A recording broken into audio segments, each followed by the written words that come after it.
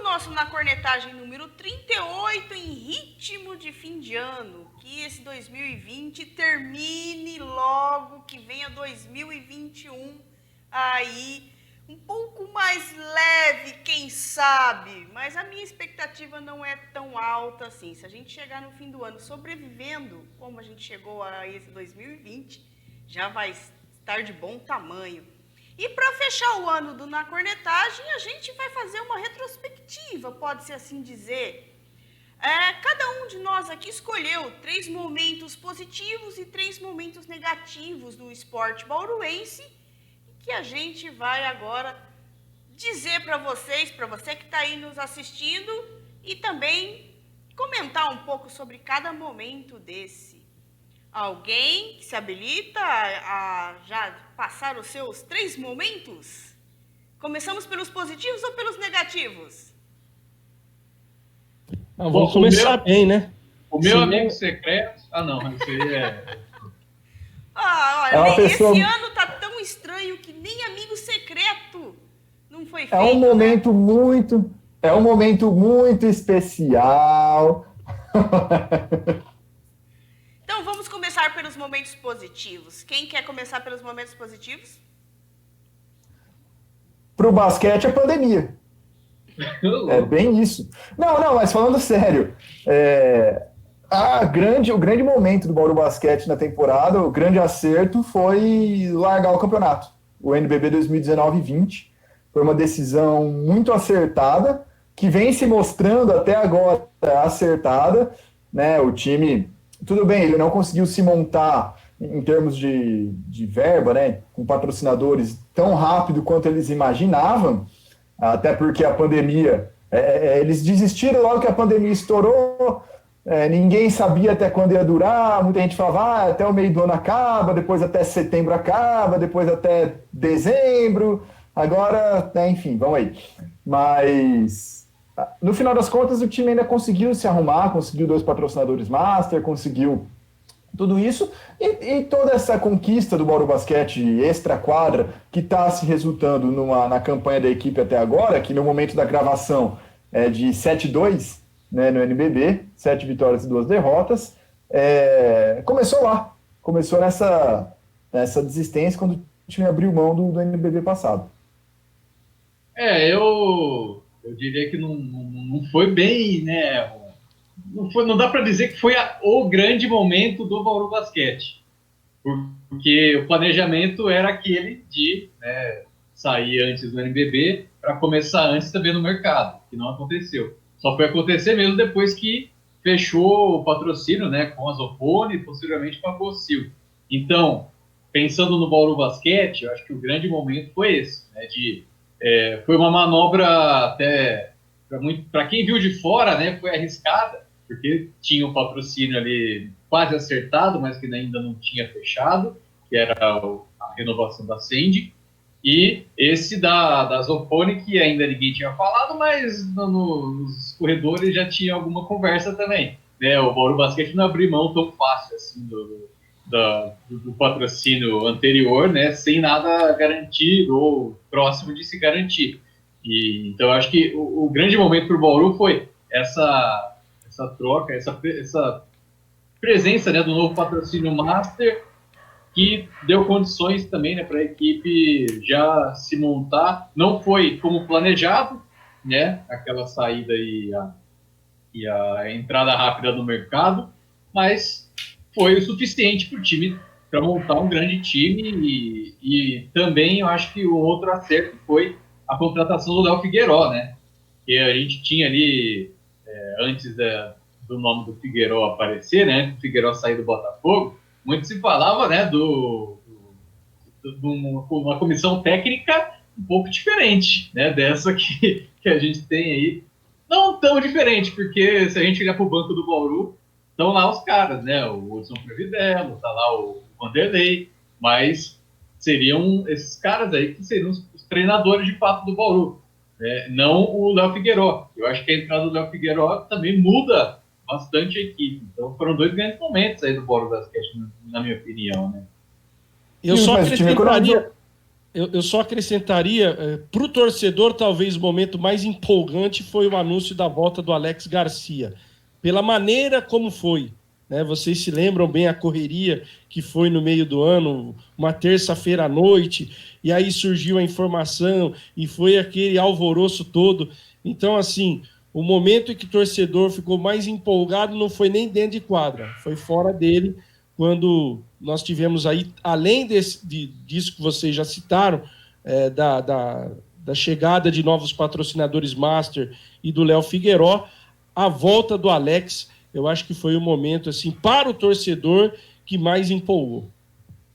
Não, é que com a saída no passado, o time economizou salários, o time conseguiu honrar com boa parte dos seus compromissos ali, sem grandes sobressaltos. A gente vê time aí que se embananou um monte, né? Que teve que correr, fazer acordo com Deus e o mundo, ainda não conseguiu cumprir direito. Então o Bauru se saiu muito bem dessa, podia ter sido pior. Eu achei uma decisão muito acertada naquele momento.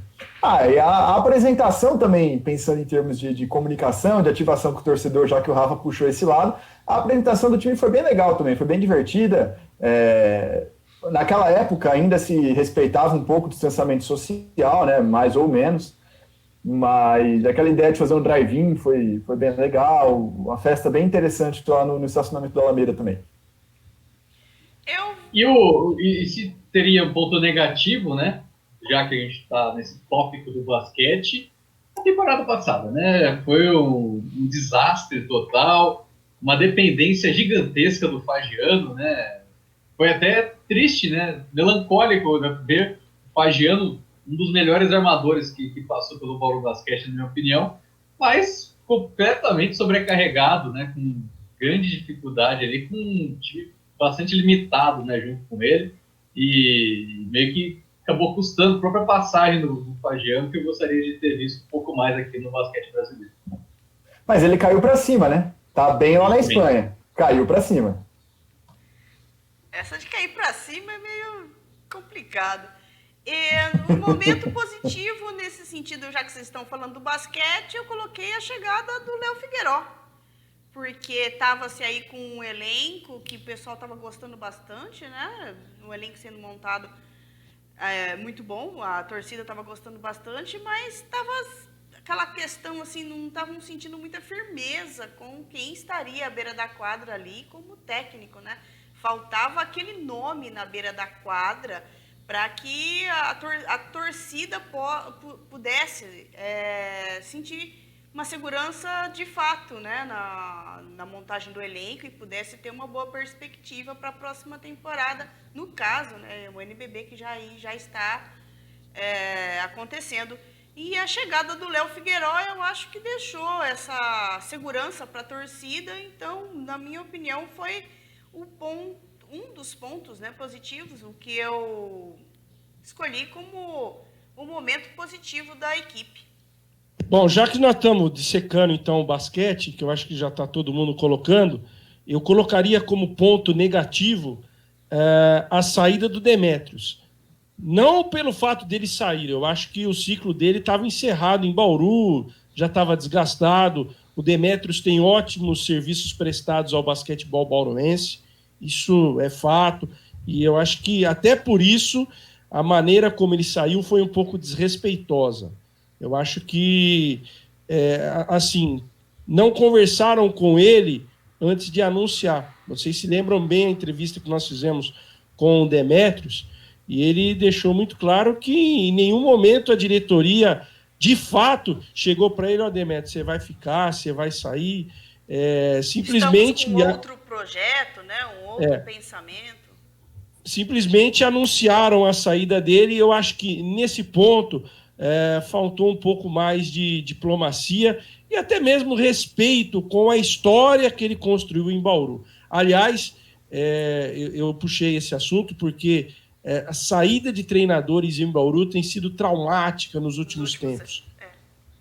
E eu já emendo com a saída do Anderson Rodrigues. Achei nada legal a maneira com que fizeram. Depois, até naquela coletiva que teve lá da apresentação do Rubinho, o Reinaldo Mandalite pediu a palavra, querendo agradecer os serviços prestados pelo Anderson, mas, mais uma vez, a maneira como se despedem daqueles que prestam serviço como treinador do Sport Bauruense não foi legal.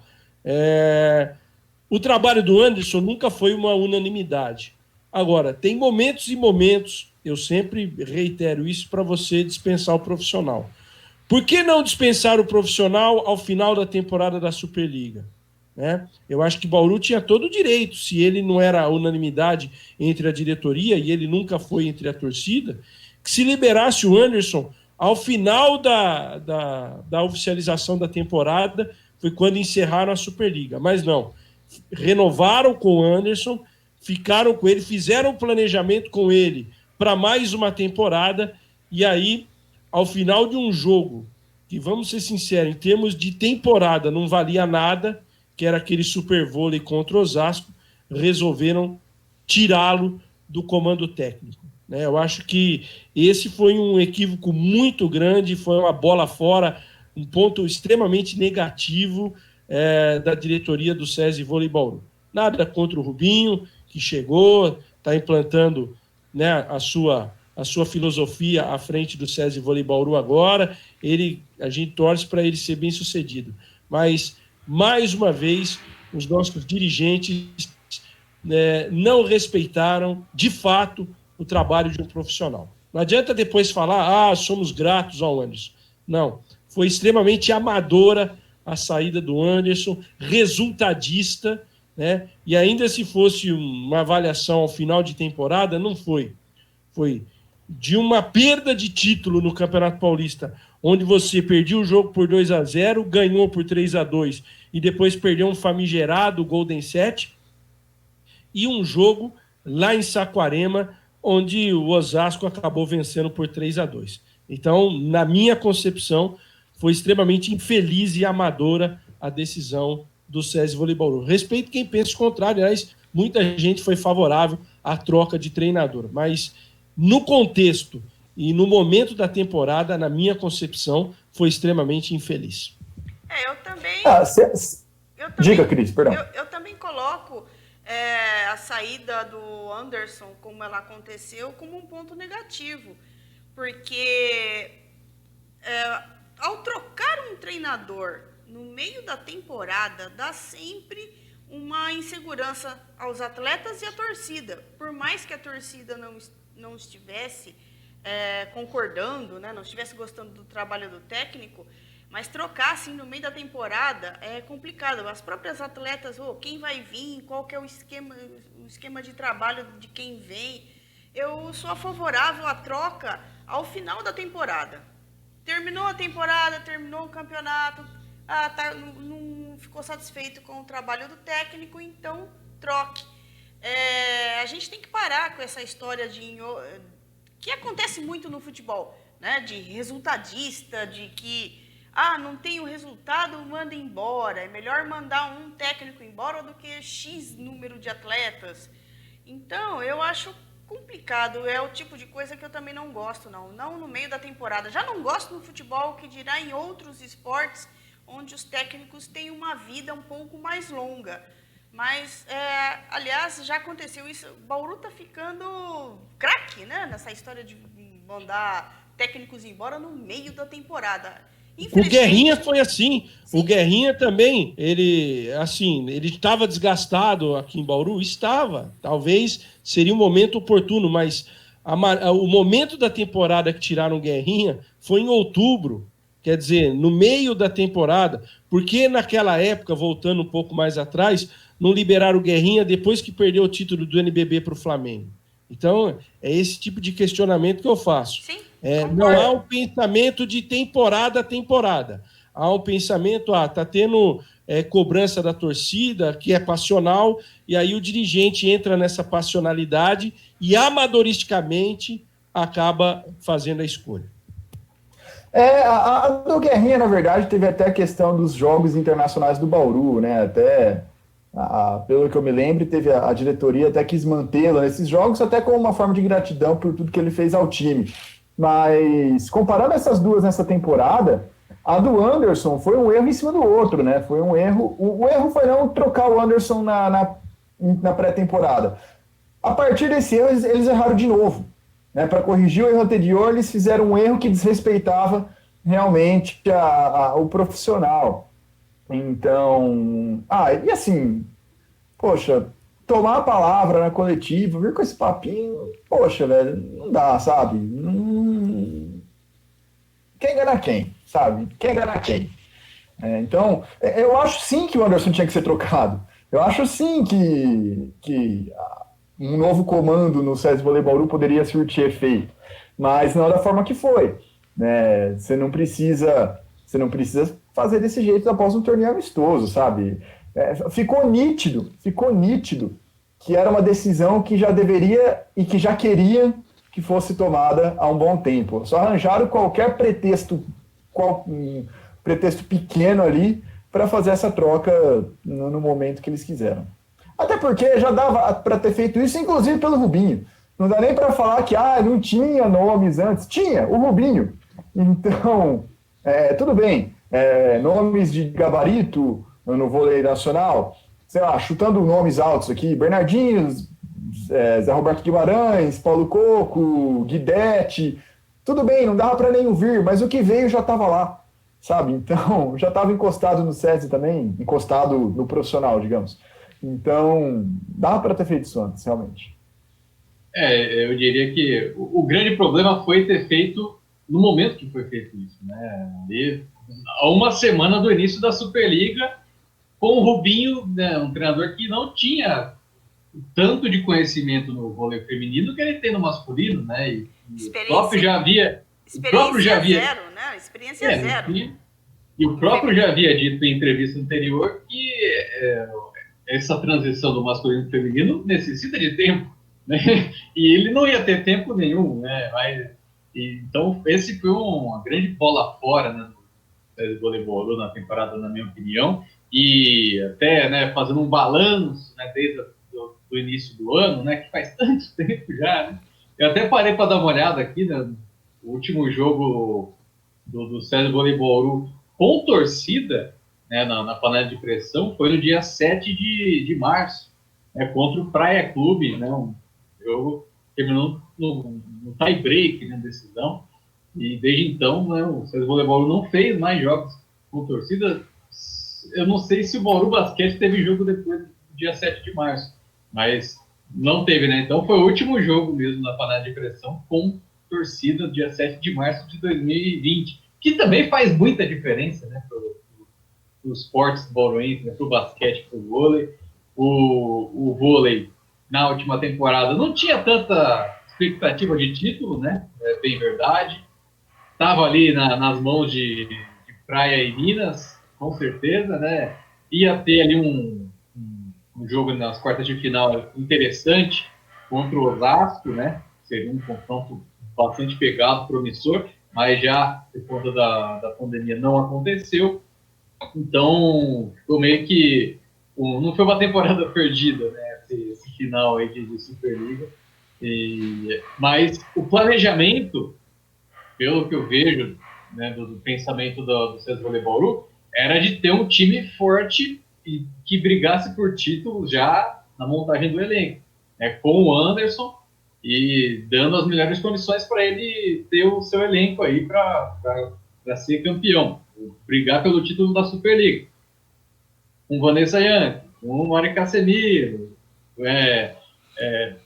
o principal nome ali do passe seria a Brenda Castilho, claro, né, obviamente por Felipe, mas a Sueli, né, que na minha opinião não é, né, uma das grandes ponteiras aí, passadoras do Brasil. Então, o SESI Vôlei Bauru tinha um time limitado, mas com uma expectativa além do que poderia render, na minha opinião. E aí acabou sobrando para o Anderson, né, ali o lado mais fraco da corda, né, acabou sendo o Anderson. Mas um ponto positivo, né, a gente, né, soltou pau no time do SESI Vôlei Bauru, mas um ponto positivo que eu acho que precisa valorizar é a manutenção da Paulina Rahimova, uma das melhores atacantes do voleibol mundial, na minha opinião, e também, né, a contratação da Brenda Castilho, mas eu acho que principalmente a Polina é uma aquisição e tanto, assim, a gente vê na Superliga as outras opostas que estão na competição, a Polina ali, se não é a melhor, briga ali com a Tandara para ser a melhor oposta, e pelo menos esse foi um grande acerto, na minha opinião, do César Voleibol, de manter a Polina. A gente sabe, né, a concorrência que tem, né, para contratar a Polina, internacional, inclusive. Então, foi um grande acerto aí. É claro que depois da volta, né, por conta da pandemia, ela ainda não encontrou ali um melhor condicionamento físico, teve teste positivo para corona, atrapalhou muito, né,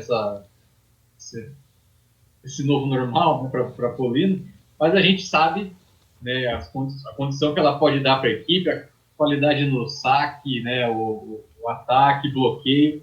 Então, esse é o ponto positivo do César Voleibol, ter a Polina, e com uma expectativa alta, né, para o ano que vem aí com a Dobriana Gabodiva.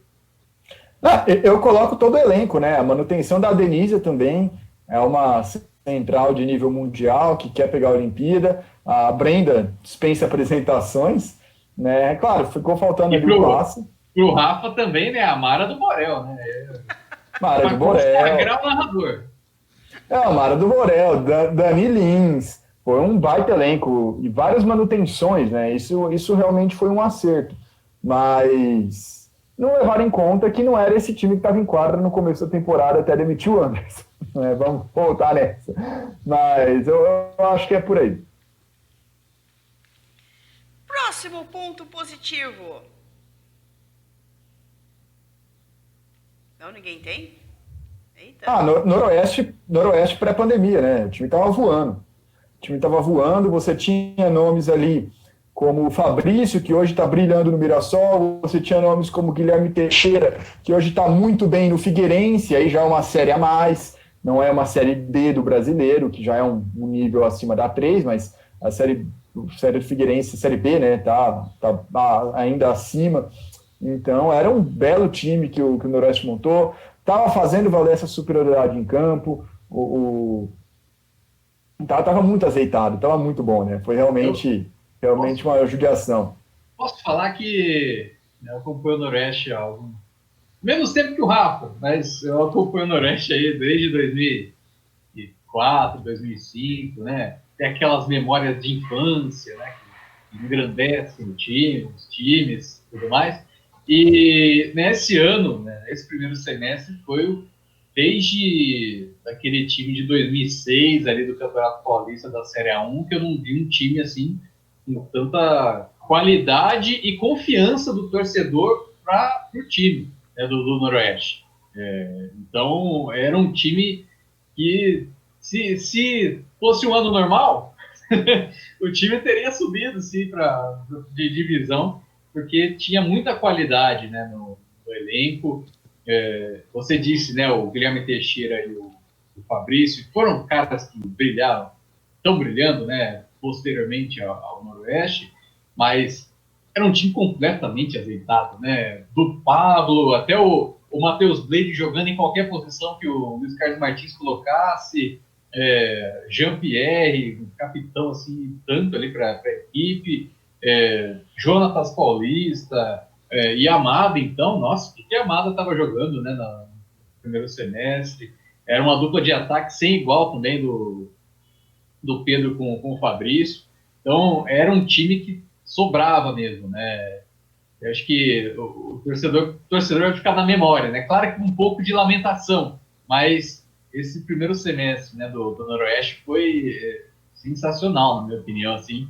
Eu tendo essa memória, né, um pouco antiga aí do Noroeste, eu vi como o melhor Noroeste que eu vi jogar desde 2006. Aproveitando o seu gancho, Fábio, você falou do Noroeste dentro de campo antes da pandemia, e eu acho que se teve uma bola fora do Noroeste neste ano, foi no período inicial da pandemia, onde as competições estavam paradas, aquela atitude de trancar os portões, encerrar as né? atividades. Analisando friamente, é lógico que a diretoria teve as suas razões, mas eu achei um pouco precipitada. Analisando agora com calma, com o passar dos meses, foi uma atitude precipitada e que teve, se não diretamente, indiretamente, desdobramentos na sequência. Porque aí alguns jogadores acabaram deixando o clube, naquela incerteza. O Noroeste acabou perdendo jogadores importantes para a retomada, para a volta, enquanto que outras equipes se reforçaram pontualmente, dentre elas o Velo Clube. Então, coincidência ou não, os dois que subiram, Velo e São Bernardo, não vieram com essa história de fechar as portas, não vieram com essa história que o campeonato tinha que acabar, pelo contrário, ainda se reforçaram para a sequência do campeonato, e o Noroeste ficou muito naquela, vamos com o que a gente tem, o time está bem, mas perdeu, principalmente na peça chamada Fabrício Daniel, uma engrenagem muito importante para fechar aquilo que você disse, né? No time que tinha total confiança do seu torcedor. Então, acho que a maneira pelo qual a diretoria agiu no meio do ano acabou sendo um ponto negativo e que, indiretamente, eu não vou dizer que foi a principal responsável, mas contribuiu um pouco, sim, para o não acesso do Noroeste. Esse é um ponto negativo que eu também coloquei na minha listinha. Porque não só a questão técnica, né, dos jogadores aí que o Noroeste perdeu, mas também ficou todo aquele clima de terrorismo, né? Pô, fechou as portas, acabou o time, né? Ficou aquela coisa assim, terror. Aí a torcida começou a fazer vaquinha. Aí que vem o ponto positivo que eu também coloquei aqui. A torcida deu provas de que quando quer, consegue. Então, tá faltando um pouquinho mais de carinho da torcida para com o Noroeste. Reclamar um pouco menos de que esse ou aquela empresa ou administração pública não ajuda o clube e a torcida, de fato, passar a ajudar o clube. Porque ficou provado na vaquinha virtual, em todos o ingresso solidário, depois, quando voltou a ter jogos, ficou provado que a torcida noroestina consegue, sim, fazer o seu papel de ajuda ao clube. Então, fica aqui, o meu ponto positivo e também um pedido para que agora, em 2021, não sabemos como vai começar, né, como vai ser, se vai ter torcida ou não, vai começar só em março o campeonato da Série A3, mas se tiver torcida, torcedor, vá ao estádio. Se não tiver torcida, continue apoiando o time, continue aí comprando seu ingresso virtual. Se tiver mais alguma questão dessa de vaquinha virtual, ajude o clube, porque o torcedor noroestino tem força, sim. Ficou provado que tem força, sim, para ajudar o clube. E passado o início daquele susto, né? O clube fechou. Nossa, mas peraí, parou, não vai jogar mais, não vai voltar mais? O que aconteceu? Passando aquele susto, o torcedor começou a entender a situação do clube e o que motivou a fechar as portas naquele momento e passou a ajudar o clube. Então, que continue nesse espírito de ajuda, porque o Noroeste precisa, sim, do seu torcedor. Qualquer time de futebol tem na sua torcida como seu maior patrimônio, então o torcedor noroestino tem, sim, que fazer valer o peso que a camisa noroestina tem aqui no interior do estado de São Paulo e tem, sim, que ajudar a equipe. Vamos ver se agora em 2021 essa demonstração que foi feita em 2020 possa continuar para que o Noroeste aí tenha algo mais aí da torcida para seguir o seu caminho na sua busca e no retorno da Série 2 e mais para frente, com planejamento sério, voltar, quem sabe, ao cenário nacional. Eu vou discordar levemente de vocês aí nesse sentido, porque tudo isso que aconteceu com o Noroeste foi consequência de vários anos de administrações ruins, né? E aí, há anos eu posso até estar sendo humilde, né? Quase mais de uma década aí de praticamente um desmanche do Noroeste, que começou a tentar ser revertido nos últimos anos. Não sei nem se por vontade própria ou forçadamente, porque eu fazia isso, o time realmente acabaria no meio dessa década aqui, quando chegou na Bezinha. Mas foi aquele planejamento de meio de ano. Tudo bem, não tinha como prever que ia acontecer uma pandemia, que ia parar e papapá. Mas a equipe completamente endividada, não teria como se manter. Na época a gente não achou tão estranho isso também. Também falávamos, e ainda mantém essa posição racionalmente falando, voltar ao Paulista do jeito que foi, com os protocolos que foi, era loucura, né? E acabou voltando. O Noroeste estava até certo, a meu ver, em querer encerrar o campeonato. E como não fez um bom planejamento lá atrás, aí acabou perdendo, né? Todos esses jogadores. Não tinha muito o que ser feito depois de ter errado lá atrás. É aquela história, você pega um serial killer, qual assassinato dele é o pior? O primeiro ou o último?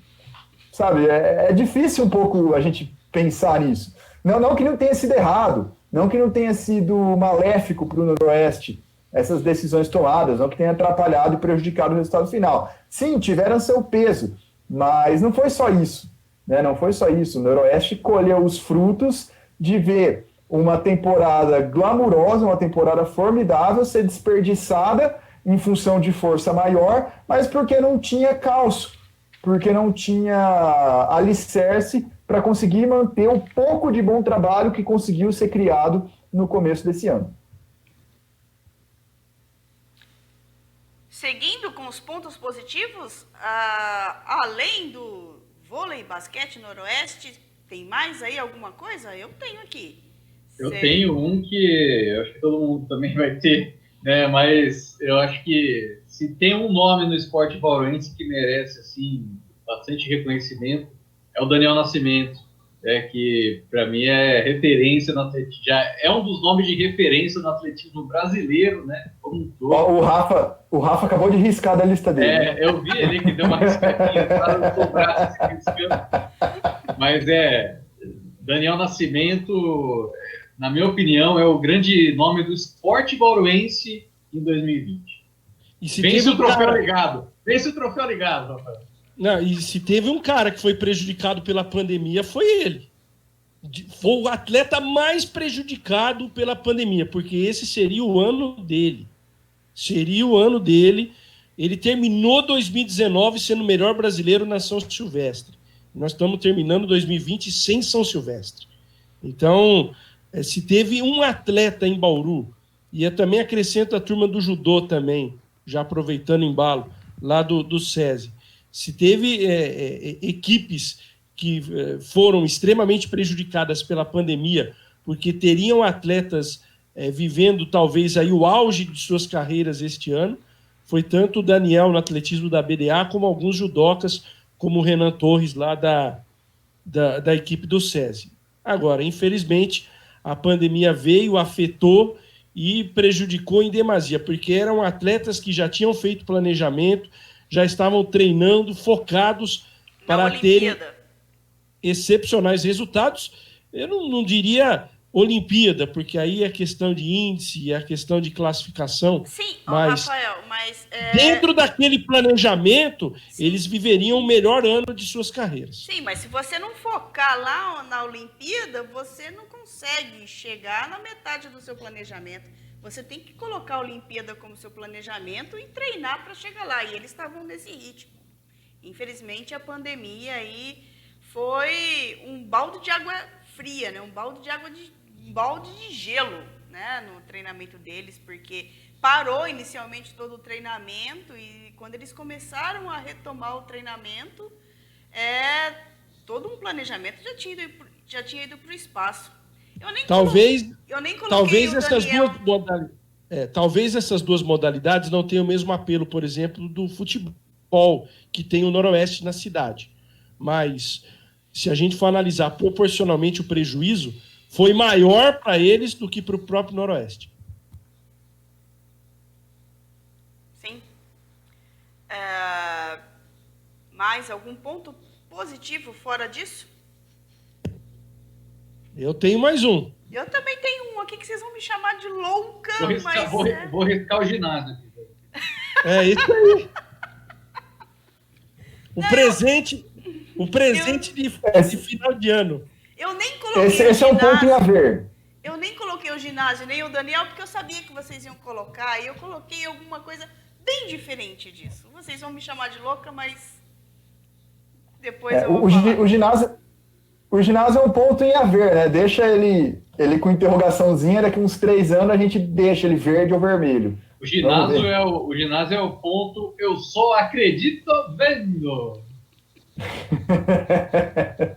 São Tomé, só acredita vendo, ver para crer. Eu vou colocar aqui então o meu ponto positivo. O meu ponto positivo é meio diferente nesse sentido. Eu vou dar um momento positivo para a não participação da FIB, no futsal da FIB, nos campeonatos principais, né, os campeonatos adultos principais, a qual eles teriam participação, que é o estadual e também a Copa Paulista, né, do futsal. Por quê? Na verdade, parece que eles estavam prevendo, né, foi meio que um exercício de futurologia, porque a gente sabe que a situação financeira da FIB não é das melhores. Assim, eles estão sempre com dificuldade, sempre tendo muito trabalho para montar os elencos em questão financeira. E esse ano eles decidiram por não participar do campeonato. Imagina se eles tivessem firmado compromisso com atletas, firmado compromisso com campeonatos e a pandemia tivesse paralisado tudo isso, o tamanho do prejuízo que não seria para a FIB. Então, no final das contas, o que seria um ano ruim para a FIB, por não ter participado de nenhum campeonato adulto, acabou sendo razoável, porque não teve um prejuízo maior do que se tivesse participado desses campeonatos e tivesse sido prejudicado pela paralisação, por tudo que aconteceu aí em decorrência da pandemia. Então, eu acho que, sem querer, querendo, ou sei lá, só apenas sem querer, eles acertaram na decisão de não participar de campeonatos no adulto, né, nas categorias principais esse ano. Nem a base eles participaram, não participaram de nada. Nem a base? Eu achei que eles tinham participado com alguma coisa assim da base. Esse ano não tivemos nada de futsal e nada de futebol amador.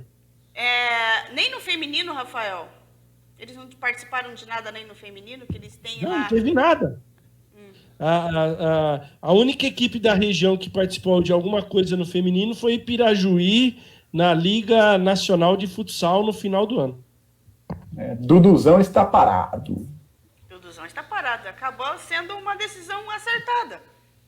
Livrou de um prejuízo um pouco maior se tivesse aí feito compromissos com atletas. Sem falar de testagem, gasto com todas essas situações. A gente vê, por exemplo, o SESI Vôlei Bauru, né, que está gastando mais do que pensava que iria gastar já nessa temporada, né, por conta dos testes, né, positivos, inclusive, né, da pandemia no geral mesmo. Muito bem, é isso aí. Então vamos seguindo aqui. Da minha listagem de elencada, eu colocaria meu último ponto negativo aqui para 2 pendências que a CEMEL não conseguiu resolver neste ano de 2020. Se por um lado o anúncio do ginásio na Nações Norte foi um ponto positivo, as obras inacabadas do Milagrão que seguem por lá continuam sendo um ponto negativo. Só por um milagre. E as promessas de campo sintético e iluminação nos distritais, além da manutenção dos mesmos, também não foi cumprida. Até sobre isso, o secretário disse semana passada que a pandemia atrapalhou. eu acho que isso não é desculpa. Acho até que a pandemia seria um elemento favorável para o encerramento dos mesmos, né? Para que a obra fosse tocada, já que não tem competição, vamos investir na infraestrutura. Aí você vem, mas vai fazer com que recurso, porque a torneira foi fechada. Também tem essa questão, mas eu acho que é muito cômodo também para o gestor público alegar que por conta da pandemia para tudo.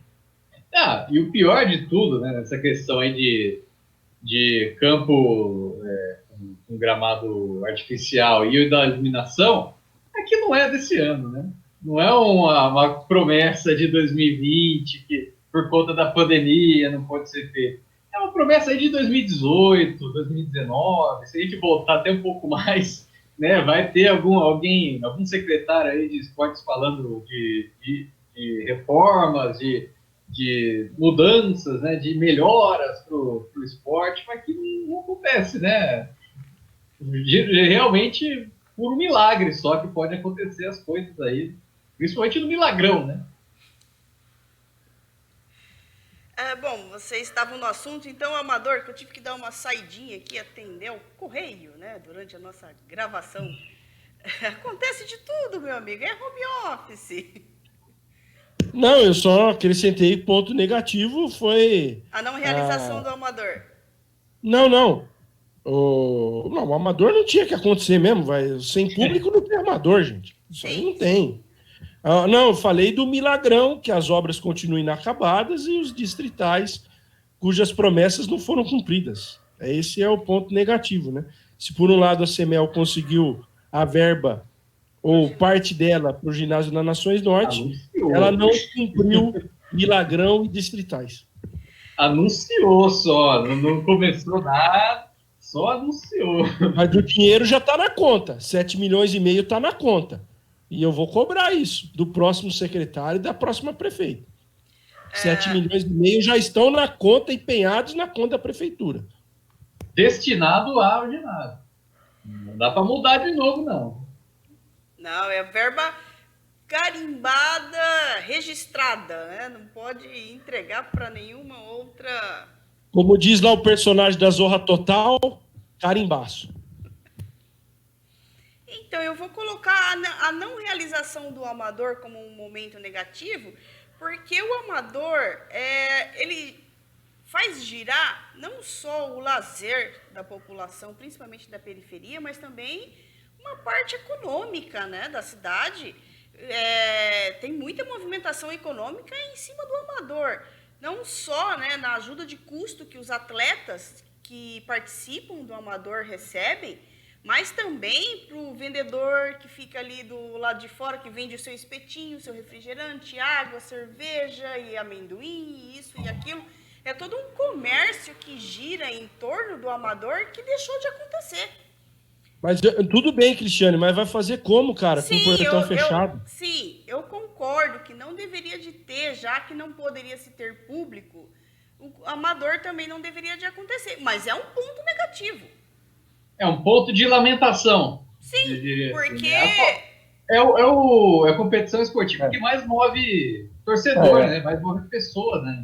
Acho que é uma falta tanto. Sim. Eu ia entrar nesse questão de ponto de lamentação, eu ia colocar a cobertura do Noroeste também. Né? Que ali não tinha o que fazer, choveu pra caramba, destelhou 2 vezes seguidas e mais um ponto de lamentação. São coisas que não daria para você prever e aconteceu, né? A questão ali do Noroeste. E o Amador, o ponto negativo é que é esse.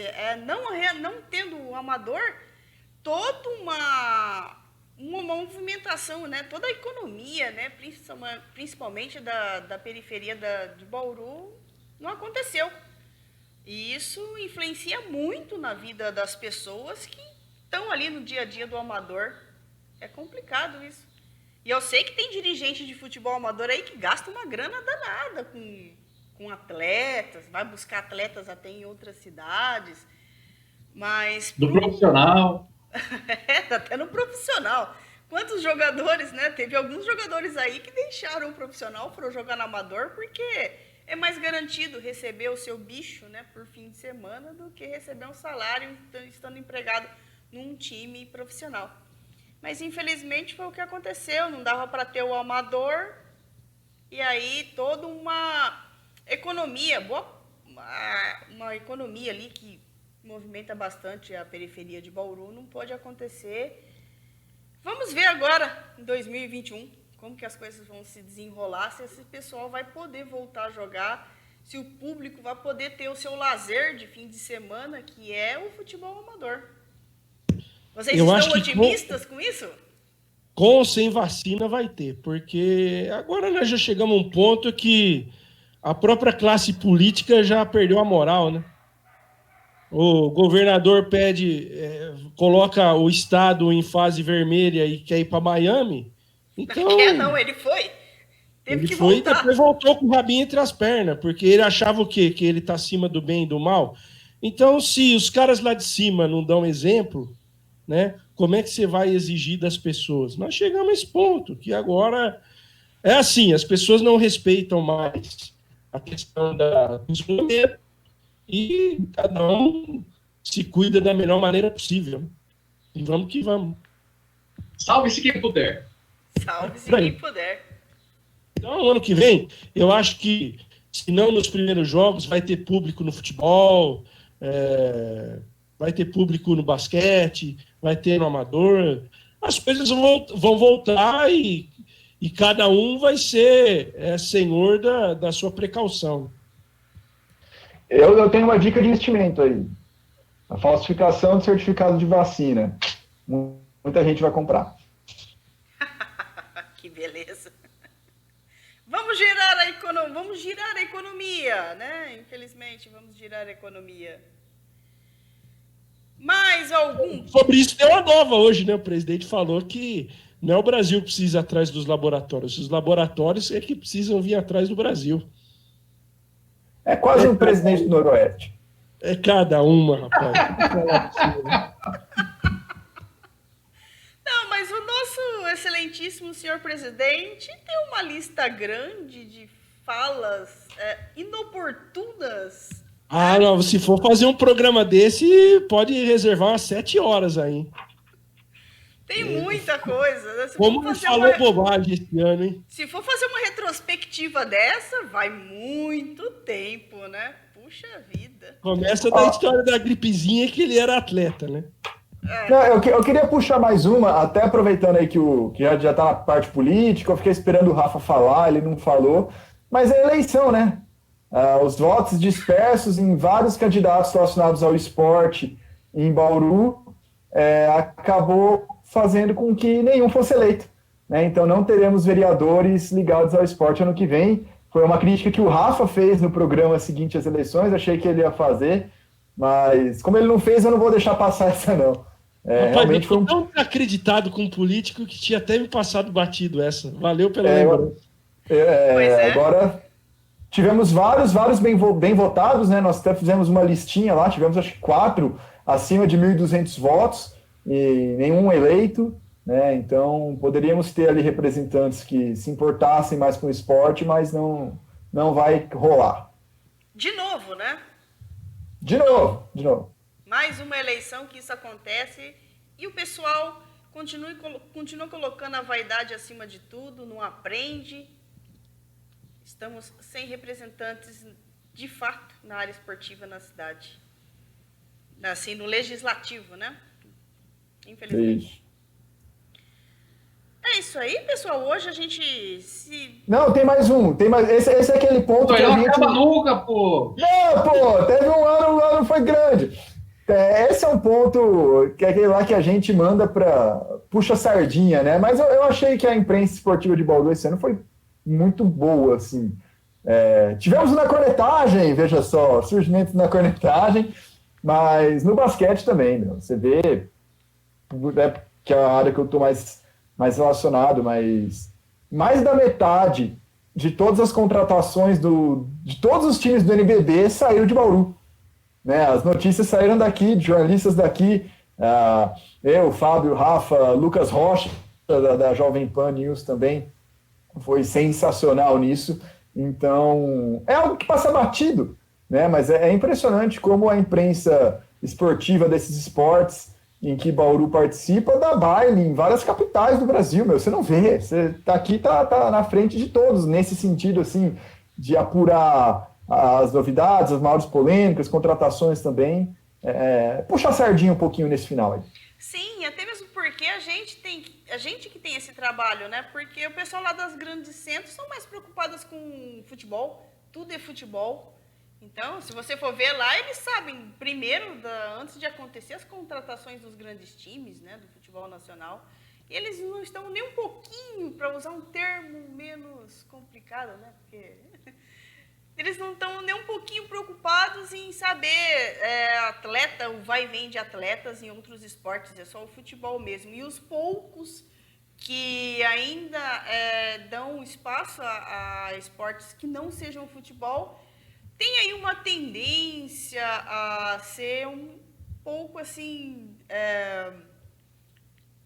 unilateral, né? O pessoal costuma pegar no pé desse ou daquele de treinador, né? Igual a gente vê o pessoal aí, os blogueiros aí, né? Arrumando eu diria encrenca. que assim, na grande imprensa mesmo tem muito, quando se fala de outros esportes além do futebol, é muito mais entretenimento do que jornalismo em si mesmo, né? Isso Também. é fato. Isso é fato, né? A gente lembra, né? Costuma lembrar daquela vez que teve labate no Jornal Nacional, né? Por uma notícia completamente inútil, né? De quebrou o dente dele, ele saiu do Jornal Nacional. Mas e isso mostra de fato como que o esporte não futebolístico é visto, né, na grande imprensa, principalmente na TV, né, nos jornais. Então não se fala, até tem blogs, né? Essa questão do blog é muito importante. A gente vê, por exemplo, o Olhar Olímpico, né, no UOL, tem o próprio Golotti agora na Gazeta, né, mas também anteriormente no Estadão. É até legal, né, você ter esses espaços na grande mídia, embora muita gente não veja, né, essas pessoas, só o pessoal mesmo que acompanha o esporte mesmo, né? Então, falta essa maior presença, né, na grande mídia, falta a grande mídia dar espaço, né? Porque sempre se fala, né, que não dá audiência, né, que o esporte fora do futebol não dá audiência, bem que nem o futebol brasileiro está dando audiência, né, ultimamente, mas eu acho que é a falta de espaço, é a falta de demonstrar interesse, né?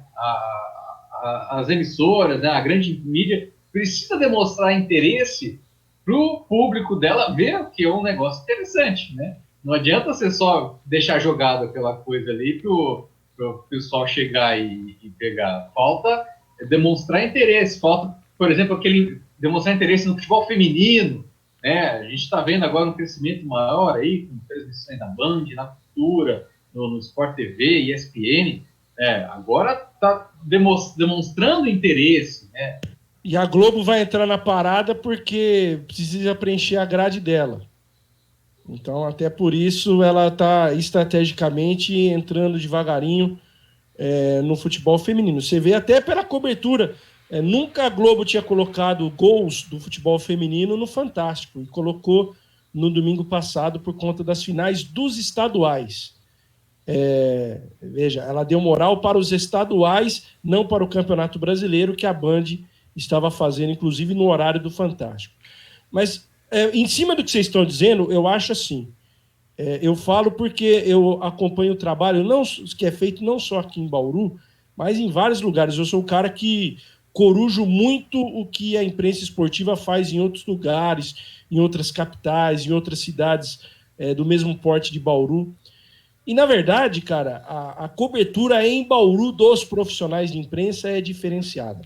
Bauru é uma das poucas cidades do estado de São Paulo que não acompanham pura e simplesmente futebol. Se vocês forem em outras cidades, eu vou dar exemplo aqui, Campinas. Os caras não dão a mínima pro vôlei de Campinas. Acho que é verdade. Campeão paulista. E é o campeão paulista. Os caras, Malemar escrevem... No basquete também. Escrevem uma linha do basquete feminino, quando conquista o título é uma nota. Entendeu? Do vôlei, citando Campinas. Aí a gente vai para Ribeirão Preto. a imprensa é sistematicamente futebolística, cara. Comercial e Botafogo. São José do Rio Preto. Os caras hoje falam do Mirassol, não é nem do América e do Rio Preto. O assunto da imprensa de Rio Preto é o Mirassol e o Novo Horizontino. Então, não se fala de outros esportes. Malemar, quando tem um tenista lá que se destaca, eles escrevem uma nota no jornal. Então, essa é a realidade, né? Vamos para capitais. Ontem eu estava acompanhando um baita trabalho, por exemplo, da Rádio Bandeirantes de Goiânia, fazendo a cobertura de 3 jogos em loco da Série D do Campeonato Brasileiro. Os caras estavam fazendo Goiânia, Goianésia e o Goiânia e Aparecidense. Estavam fazendo os 3 simultaneamente. Mas é futebol, cara. Fora Atlético, Vila e Goiás, que são os times da capital, além do Goiânia. Mas é futebol, cara. Eu não vi, por exemplo, quando o Goiânia esteve no NBB, uma cobertura da imprensa local de Goiânia dando moral ao projeto do basquete. Não deu. Então, você tem situações esporádicas. Aí você tem alguns malucos no Brasil, e aí eu cito nós aqui, a imprensa bauruense é uma imprensa maluca. Aí você pega o basquete de Franca, que tem uma cobertura um pouco mais abrangente. Brasília... Das rádios, né? Brasília... Sair um pouco disso. Sim. É porque tem um maluco lá que há mais de 50 anos faz. Entendeu? O dia também que ele parar, eu não sei. Você pega Brasília, esporádico. Então, vai ficando por aí, cara. Talvez no sul do país, no futsal, você tenha um pouquinho mais de cobertura, mas já é algo próximo do futebol. Então, no Paraná, você vê uma imprensa muito forte no futsal, Santa Catarina, Rio Grande do Sul. Cara, São José dos Campos fazia alguma coisa anteriormente, agora está mais focada também só no futebol. Então é isso, na verdade, que você tem, já que vocês tocaram nesse ponto, eu acho que nós aqui, né, eu estou citando todos nós e os colegas de outros veículos, Bauru é um ponto da curva, cara. Bauru é uma cidade que respira esporte, que tem uma cobertura abrangente de esporte, mas que, lamentavelmente, já que vocês estão tocando no assunto, é uma cobertura pouco valorizada.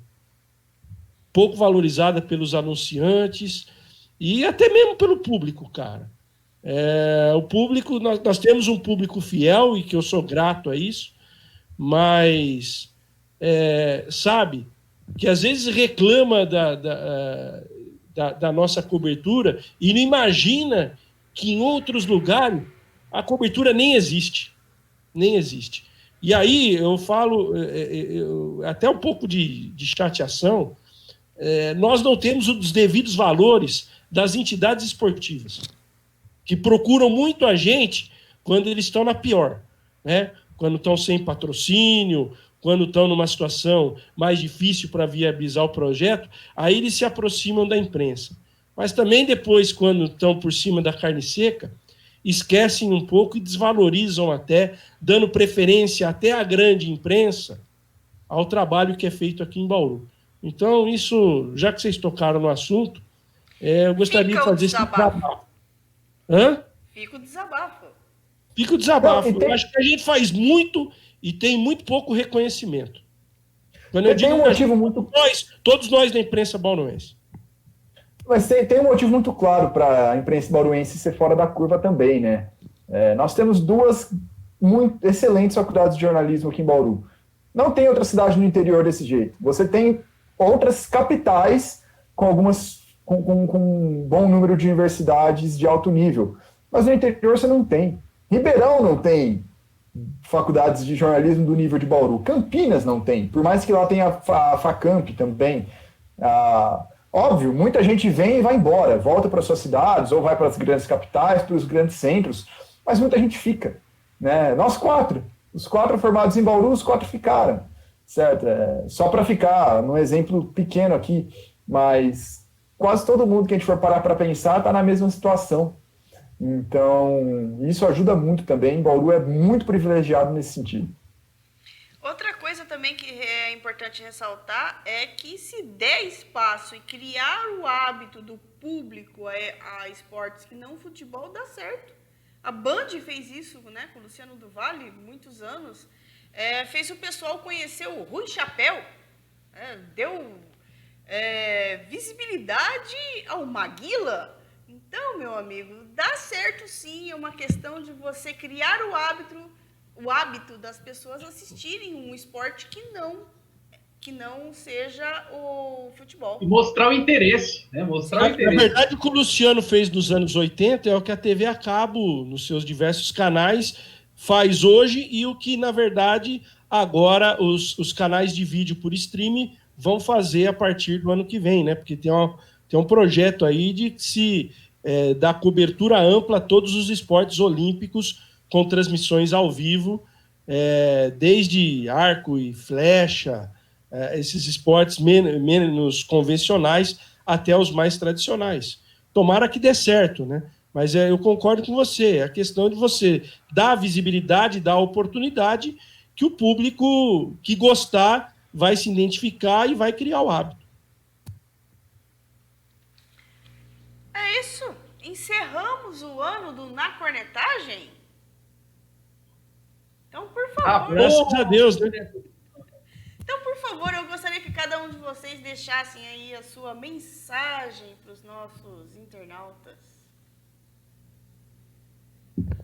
Agradecer principalmente aqueles fiéis espectadores, ouvintes, internautas que acompanharam o nosso trabalho. Muito obrigado. Que todos tenham um ótimo 2021 e que estejamos juntos mais uma vez o ano que vem. É isso aí, acho que é agradecer tanto pela audiência de sempre, como por ter aguentado a gente e também não ter nos abandonado na nossa pausa também, né, que não paramos nossas atividades, mas falando especificamente do Na Cornetagem, a gente teve um hiato ali, que a gente estava tentando ver o que ia acontecer na pandemia, e é isso, vamos junto para o ano que vem, 2021 está logo ali, tomara que seja muito melhor. 2020 foi uma desgraça, né? A gente pode falar isso. Mas 2021 talvez não seja tão desgracento quanto. Né? Espero que seja um pouquinho melhor já. Diriam aqueles, né, que meio é o dobro do zero, né? Mas a matemática não explica isso. Mas que 2021 seja um ano aí positivo, né, para a gente. Para o esporte, para a vida de todo mundo que nos acompanha. Quem nos acompanha também, né, não vai saber o que a gente vai desejar, mas a todos que nos acompanharam durante esse ano, né, até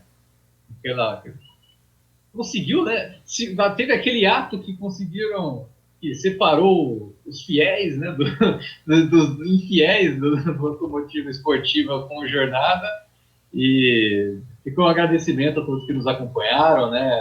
2021 vai ter mais coisa aí, vai ter. O esporte não para, né? Até porque primeira semana aí já vai ter vôlei, já vai, né? Vai acontecer tudo de novo aí, o esporte. Então, obrigado a todos que nos acompanharam e seguimos. Também quero agradecer a todos os que nos foram fiéis, né? Nesse hiato que a gente teve aí de saber o que vai acontecer, o que não vai acontecer. Estava tudo parado, a gente também nem tinha assunto para comentar, né? Esse tempo que a gente ficou parado aí. Mas o pessoal às vezes me perguntava, viu? E aí, vocês não vão gravar nenhum vídeo? Não. Falei, poxa vida, né? Gravar um vídeo, a gente precisa um pouquinho de ter um assunto, né? E tá tudo parado, a gente vai falar da pandemia, fala toda semana da pandemia, cansa, né? A própria pandemia que já cansou todo mundo.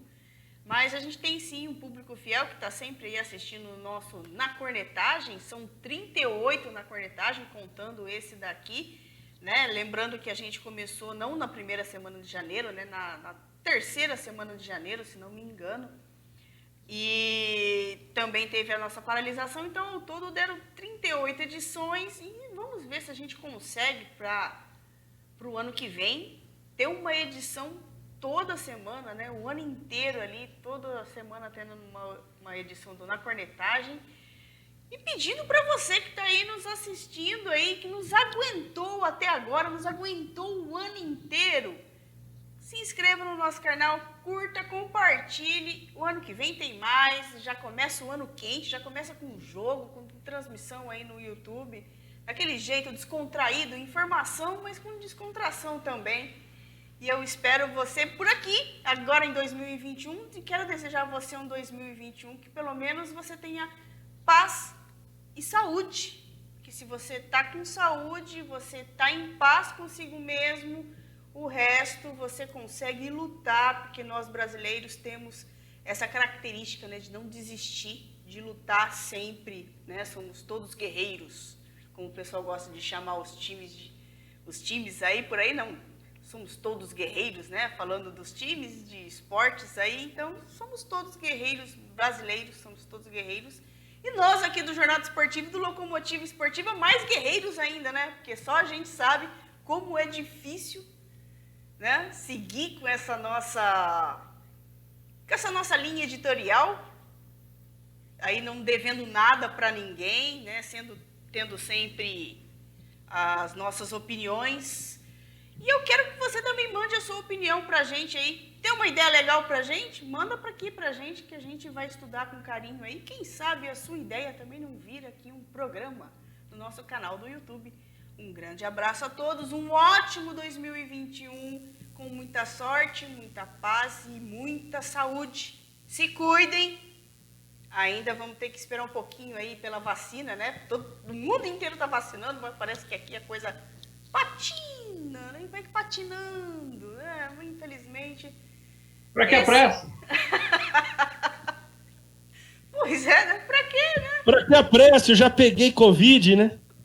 Diria o presidente. Pois é, olha. Mas aí pega de novo, viu? Pessoal que tá aí achando que pegou uma vez, que não vai pegar a segunda, não, pega de novo. Temos alguns exemplos aí. Nosso professor pegou 2 vezes, né? O professor Luxemburgo pegou 2 vezes. Então, pessoal, se liga, se cuidem. 2021 tá aí e nós vamos continuar aqui na luta. Um grande abraço a todos e até 2021. Tá aí, é logo depois de amanhã. Grande abraço a todos.